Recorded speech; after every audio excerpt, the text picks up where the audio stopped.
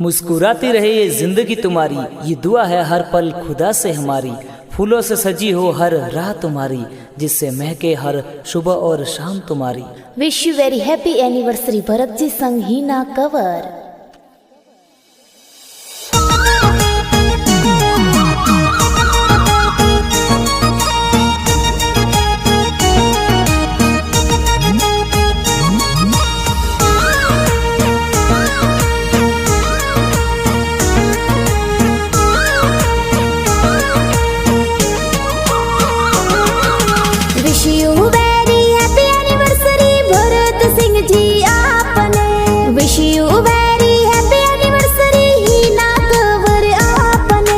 सगळो परिवार मिलने थोने बधाइयों जी देवे।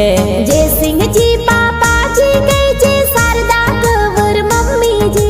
मम्मी पापा तो घना हुसीला केक प्यारो खिलावे। जोधावास गाव कई जे गलोत जाती प्यारी। इंस्टाग्राम पर स्टोरी लगावे सगळा खुशियां मनावे। जालोर थोरो जिलो कई केक कटावे पार्टी मनावे खुशियां घनी मनावे।